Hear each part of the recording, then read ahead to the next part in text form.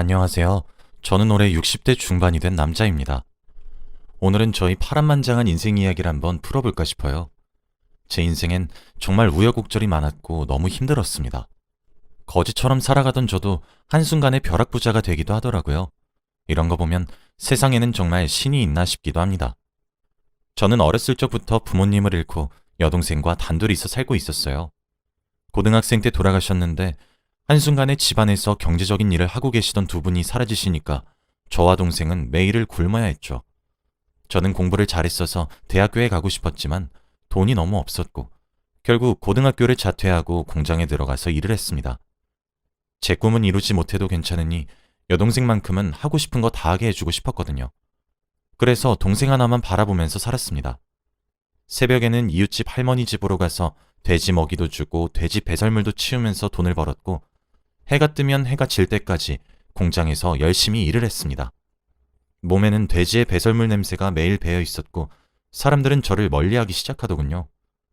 다행히도 여동생은 부모님이 돌아가셨다고 엇나가지 않았고 바르게 자라서 공부도 잘하고 성실했어요. 저를 많이 의지하는 여동생을 보니까 일을 더 열심히 해야겠더라고요. 하루에 3시간씩 자면서 일을 하는 게 습관이 되었습니다.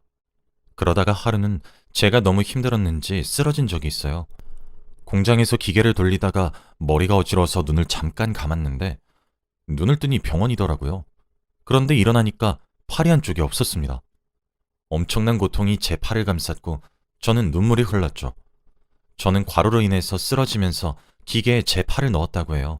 그러면서 절단이 되었고 쓰러졌다고 했죠. 옆에 있던 동생이 자기 때문에 일하다가 그렇게 된 것 같다면서 미안하다고 펑펑 우는데 제가 더 미안했습니다. 앞으로 돈은 누가 벌고 동생 뒷바라진 어떻게 해야 할지 막막했거든요. 그래서 저희의 인생은 끝난 줄 알았죠.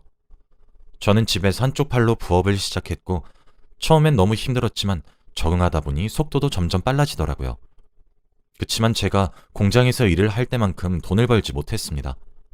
이웃집에서 돼지 관리하는 것도 나름 재밌었는데 하지 못하니까 아쉽더라고요. 그때도 잠을 거의 자지 않으면서 부업을 했던 것 같습니다. 동생은 옆에서 공부를 하고 저는 부업을 하고 그랬죠.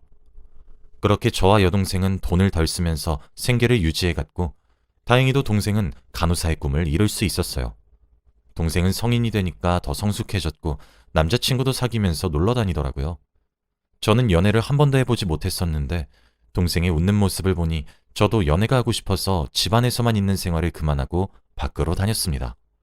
다들 제가 한쪽 팔이 없으니 처음에는 당황하고 괴물처럼 보시다가 시간이 지날수록 익숙해지셨는지 별 반응이 없으시더라고요.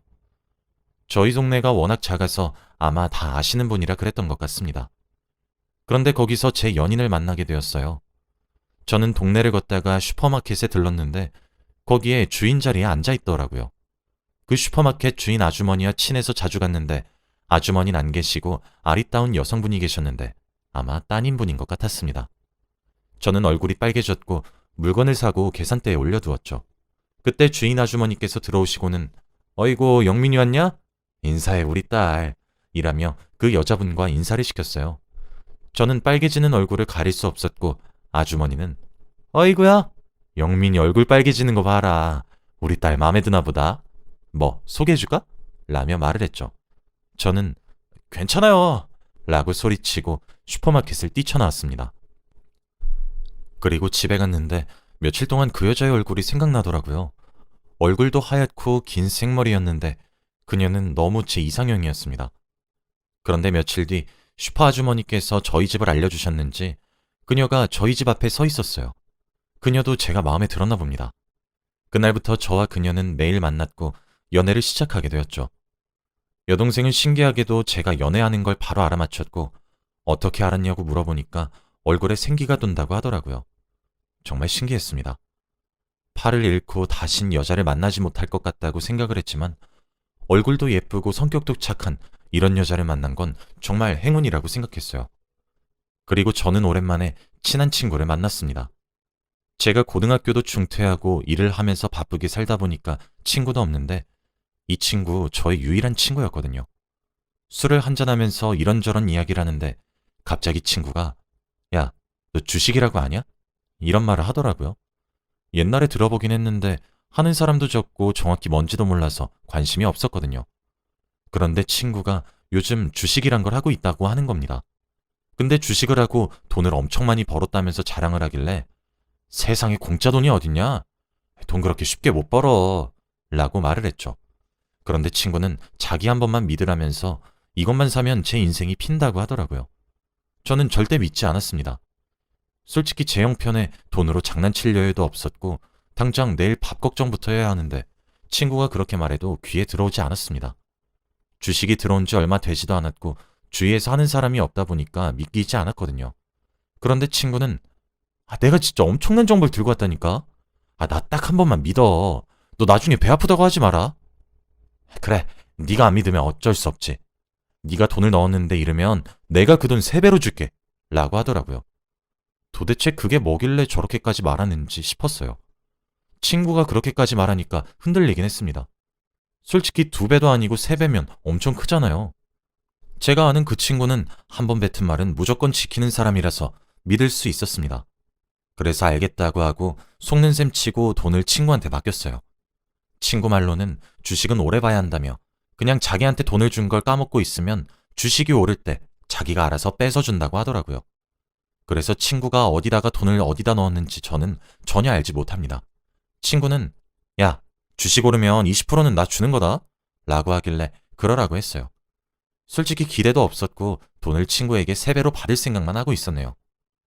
그렇게 주식에 대한 기억이 지워져 가는 동안 동생은 간호사 일을 하고 있었고 저는 부업으로 돈을 벌고 있었습니다. 그때는 팔이 없는 사람이 할 만한 마땅한 일이 이거밖에 없어서 너무 슬펐어요. 제 여자친구는 그런 저를 살뜰히 보살펴 주었고 제가 돈이 없고 힘든 것을 알아도 진심으로 저를 사랑해 주었습니다. 힘들 때 옆에 있는 그녀가 얼마나 위로가 되던지요. 솔직히 상황만 된다면 결혼을 하고 싶었어요. 그렇게 한 10년 가까이 흐른 것 같아요. 그동안 친구도 자주 만났고 주식 이야기도 가끔 했는데 늘 기다리라는 말만 하고 3년 안에 안 오르면 갚을게 라고 했죠. 그렇게 시간이 지나서 올해 안에 주식이 오르지 않으면 친구는 제게 3배로 갚아야 합니다. 저와 그녀는 30대 중반이 되었고 슬슬 결혼 생각을 하고 있었어요. 다행히도 슈퍼마켓 주인 아주머니는 제가 좋은 사람이라며 놓치지 말라고 그녀한테 신신당부했다고 하네요. 팔이 없는 사위도 사람으로 봐주니까 너무 고마웠습니다. 그리고 집으로 갔는데 집에 친구가 와 있더군요. 저를 보자마자 영민아! 라고 하며 와라 갔는데 이게 무슨 일인가 싶었습니다. 우리 이제 부자야! 부자라고! 라고 하면서 저를 안고 빙글빙글 돌았어요. 저는 얘가 술을 먹었나? 하면서 무슨 일이길래 이러지 싶었죠. 알고 보니 친구가 오래전에 넣어두었던 주식이 대박 터진 거였습니다. 올해 안에 주식이 오르지 않으면 3배로 저에게 줬어야 했는데 올해 끝나기 몇 달 전에 주식이 대박을 친 거죠. 주가는 미친 듯이 올랐고 끝을 알 수도 없었습니다. 정말 놀랍게도 약 100억 원대의 돈을 얻게 되었어요. 여기서 친구에게 20%만 주어도 80억 원대였습니다. 그 당시에 80억이면 어떤 수준인지 가늠이 오시나요? 저는 제가 꿈을 꾸고 있는 것 같았고 이제 어떻게 살아야 할지 막막하더라고요.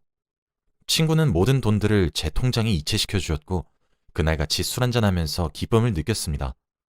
저는 너무 고맙다며 생명의 은인이라고 했고 친구는 뭘 친구가 다 돕고 사는 거지 라며 괜찮다고 했죠. 저는 여동생에게 우선 말을 하지 않고 부동산에서 좋다고 하는 자리에 땅과 건물 그리고 집도 다 샀어요. 그리고 나서 여동생에게 솔직히 말했습니다.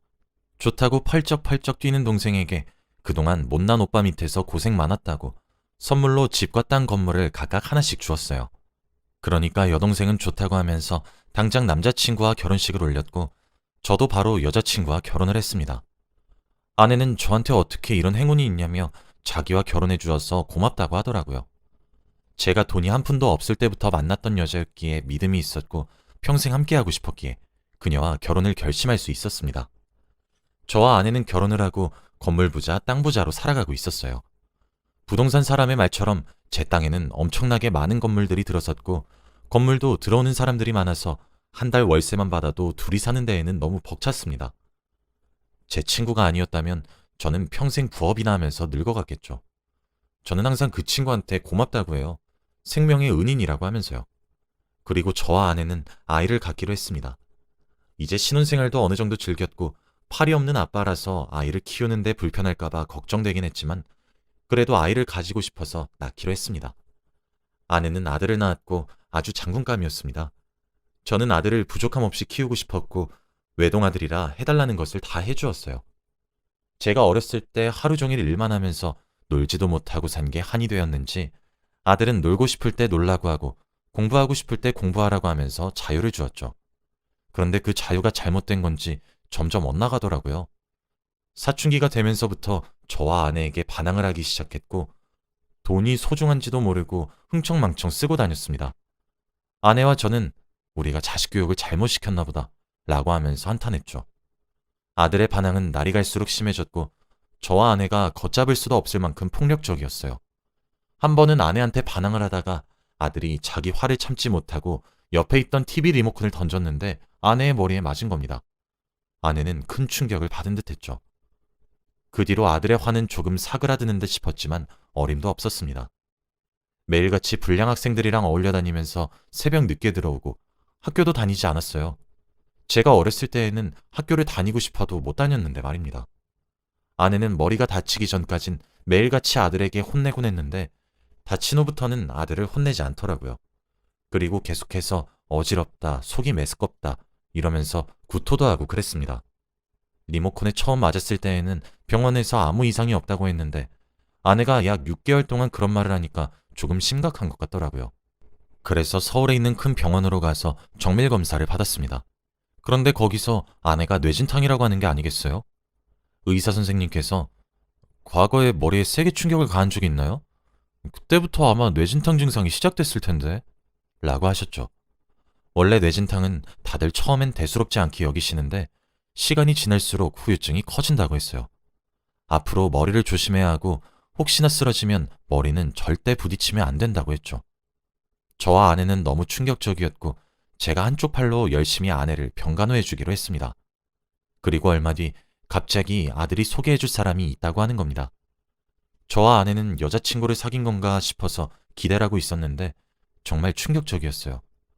아들이 데리고 온 여자는 적어도 아들과 10살은 나이 차이가 있어 보였고 거기에다가 이미 배까지 불룩하게 튀어나와 있더라고요. 아들은 성인이 된 지 얼마 되지도 않았는데 사고를 쳐버린 겁니다. 우선 아내와 저는 당황하지 않고 그 여자와 이야기를 나누었는데 그 여자와 아들은 술집에서 만났다고 하더라고요. 대화하는 것도 수준이 낮아 보였고 아들과 단둘이 이야기하는 걸 들어보면 정말 별로였어요. 아들은 그 여자와 결혼이 하고 싶다고 했고 저와 아내는 절대 안 된다고 했습니다. 마땅한 직업도 없고 자기 몸 하나 제대로 간수 못하는 아들이 무슨 자식을 낳는다고 그러나요? 저와 아내는 절대 안 된다고 했고 아이는 보육원에 보내던지 여자보고 키우라고 하라고 양육비는 넉넉히 준다고 했습니다. 그런데 당연히 결혼시켜달라고 빌 줄 알았던 그 여자는 한 번에 알겠다고 하더라고요. 하지만 저희 아들은 결혼시켜달라고 하면서 화를 내기 시작했습니다. 애엄마도 괜찮다고 하는 걸 아들이 왜 저러는지 딱 봐도 알 수 있었죠. 그 여자는 저희 아들이 아니라 저희 아들 돈을 사랑한 것이었고 아들은 그 여자를 진심으로 사랑했나 봐요. 그걸 알고 나니까 더 결혼을 반대해야겠더라고요. 아들은 며칠 동안 결혼시켜달라고 아이처럼 반항하기 시작했습니다. 온 집안의 물건을 다 부수기도 하고 제 차를 다 긁어놓기도 하면서요. 그리고 집에도 잘 들어오지 않았죠. 항상 아들이 벌인 일들을 뒷정리하는 건 저와 아내의 몫이었습니다. 같이 아들 잘못 낳았다고 한탄하면서 바닥에 떨어진 물건들을 줍는데 그때 아내가 순간적으로 어지러웠는지 일어서면서 털썩 하고 쓰러지더라고요. 저는 너무 놀라서 119에 신고를 했는데 구급차가 올 때까지 너무 오래 걸리더라고요. 아내는 숨을 쉬지 않았고 제가 심폐소생술을 하려고 해도 팔이 한쪽밖에 없으니 아무것도 하지 못하는 제가 너무 한심했습니다. 아내는 세게 넘어져서 머리에 충격도 많이 간 것 같았죠. 제발 살아있기만 해달라고 간절히 빌었던 것 같습니다. 하지만 하늘도 무심하시지 결국 아내는 오랜 투병 끝에 하늘나라로 갔습니다. 의사 선생님께서 최선을 다했지만 어쩔 수 없다고 했고 저는 한순간에 아내를 잃은 남편이 되었죠. 집으로 돌아가니까 이 큰 집에 아들도 없고 아내도 없으니 빈자리가 너무 크게 느껴지더군요. 이제 가족이 아들밖에 남지 않았으니 아들과 더 돈독해져야겠다고 생각했습니다. 그런데 아들이 집에 있었는지 아들 방에서 전화 소리가 들리더라고요. 아들 방 근처로 가서 귀를 대고 전화 소리를 들었는데 내용은 정말 충격적이었습니다. 우리 엄마 죽어서 아빠 재산 다 나한테 올 거야. 그러니까 조금만 기다려. 어? 그러면 우리 하고 싶은 거 다 하자. 우리 결혼 반대하는 엄마 아빠 없으니까 결혼식도 하고 그러자. 제 죽음을 기다린다고 하는 아들이 도저히 납득이 가지 않아서 방문을 열었더니 아들이 놀란 표정으로 저를 쳐다보고 있더라고요. 아빠. 그렇게 저와 아들은 이야기를 나누었습니다. 아빠, 다 들으셨으니까 솔직히 말할게요. 아버지 유산 미리 주시면 안 돼요?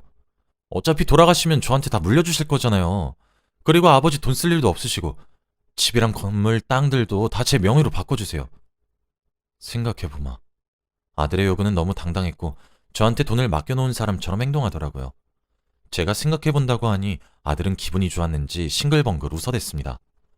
아들을 보니까 어린 시절에 돈을 힘들게 벌었던 기억이 떠오르면서 눈물이 나더라고요. 아직도 철도 안 들고 그렇게 막 살고 있는 아들을 보니까 제대로 된 교육을 해주고 싶었습니다. 우선 제가 들고 있던 모든 건물과 집, 그리고 땅의 명의를 저에게 주식을 권유했던 제 친구로 바꿨습니다. 제 친구도 이미 부자이긴 하지만 제가 부자가 될 수 있었던 이유가 친구였기 때문에 고마운 마음으로 그랬죠. 그리고 시골에서 소박하게 살만한 작은 집을 구하고 제 재산의 90%는 힘들게 살고 있는 아이들과 저처럼 장애를 가지고 있는 사람들에게 기부했습니다. 나머지 10%도 제가 죽을 때까지 평생 먹고 살 만한 돈으로 충분했거든요. 그리고 집에 있던 아들의 짐은 밖으로 다 뺐습니다. 저는 시골로 혼자 내려갔죠. 몇 시간 뒤에 아들이 연락이 오고 난리가 났는데 혼자서 일어서는 법을 배워야 한다고 생각했기에 절대 연락을 받지 않았습니다. 지금은 조용한 시골로 내려와서 혼자서 살고 있는데 아내 생각이 아주 많이 나요. 진작에 내려와서 둘이서 살 걸 싶었습니다. 너무 마음이 아파요. 아들은 보고 싶지 않습니다. 어디서 뭘 하는지 별로 궁금하지 않네요. 저를 원망해도 상관없습니다. 아들은 혼자서 잘 해낼 거라고 믿어요. 제 이야기는 여기까지입니다. 들어주셔서 감사합니다.